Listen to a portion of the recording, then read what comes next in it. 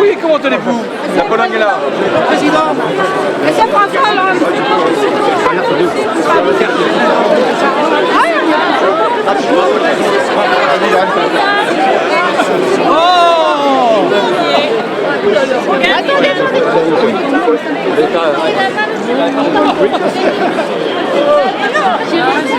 Attends, je peux pas le passer.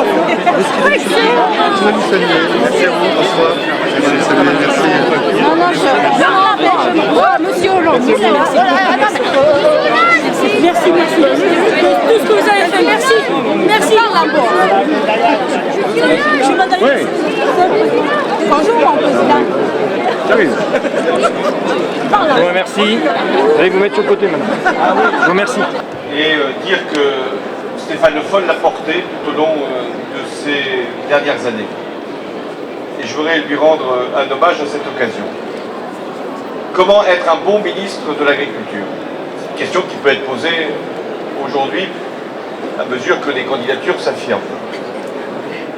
Pour être un bon ministre de l'Agriculture, et Stéphane Le Foll a été un bon ministre de l'Agriculture, il faut bien connaître l'agriculture et le milieu rural. C'était son cas. Il est, vous le savez, élu de la Sarthe.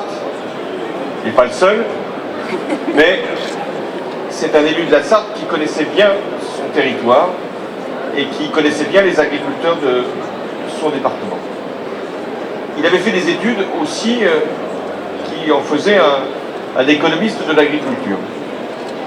Et enfin, il avait une conception de l'agriculture qui n'était pas simplement de traiter les questions d'urgence, mais de faire en sorte que l'agriculture française puisse être dans une stratégie de long terme. Il avait montré à travers la loi d'orientation agricole, il l'a montré à travers l'agro-environnement, et il l'a montré à travers la bioéconomie. Alors, ensuite, c'est vrai qu'il nous fait partager ses connaissances et les innovations que vous portez. Et je dois vous raconter cette histoire, c'est que Stéphane Le Foll s'est passionné pour les vers de terre. Je pensais que ça resterait dans les conversations intimes que nous pouvions avoir, lui et moi, sur le rôle du ver de terre.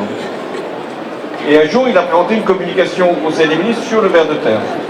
Jamais cet élément de notre biodiversité n'avait été à ce point porté politiquement. L'éloge du ver de terre. Et au-delà de cette anecdote qui pourrait effectivement simplement faire sourire, c'est vrai qu'il y a un apport, toute une mécanique naturelle qui se fait à travers le ver de terre. Il en est de même pour ce qu'il a défini avec la photosynthèse qu'on a tous appris en sciences naturelles.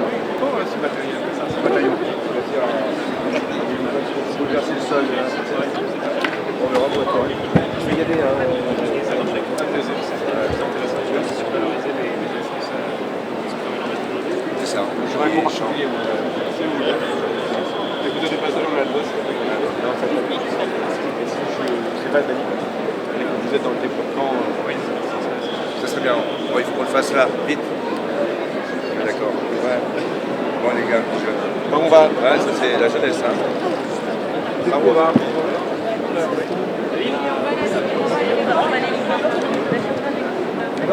Merci. David, toi, confiance. Merci. Faites ce que vous pouvez. On va faire. Parce que nous, on a quand même. Est-ce que vous voulez. Ils ont une? Oui. Petite réaction.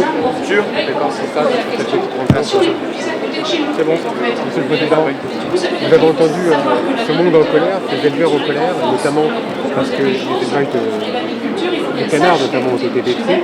50 quand même de crises au niveau agricole que vous avez subi dans votre quinquennat. Oui, distinguons les crises, elles ne sont pas de même nature et elles ne touchent pas forcément les mêmes territoires. Là, les personnes que j'ai rencontrées sont du sud-ouest et sont des producteurs de foie gras et donc qui élevaient des canards et qui se trouvent frappés par une crise, la deuxième, qui est celle de ce qu'on appelle la grippe aviaire, qui apporte son nom. Et aujourd'hui, on a été obligé d'abattre tous les canards de certaines zones pour éviter justement qu'il y ait des contaminations et que la crise se diffuse. C'est extrêmement douloureux d'abord de perdre d'un seul coup tous ces animaux et nous avons donc mis en place des aides immédiates pour que les exploitants, les éleveurs puissent être immédiatement indemnisés. Mais il faut aussi prévoir l'avenir et donc faire en sorte que ce qui s'est produit ne se réinstalle plus, c'est-à-dire que nous ayons d'autres modes de production et c'est ce que le ministre met en place.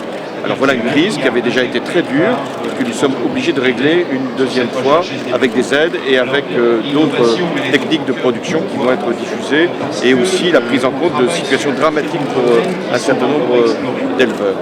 Après, il y a d'autres crises. On a eu la crise du porc.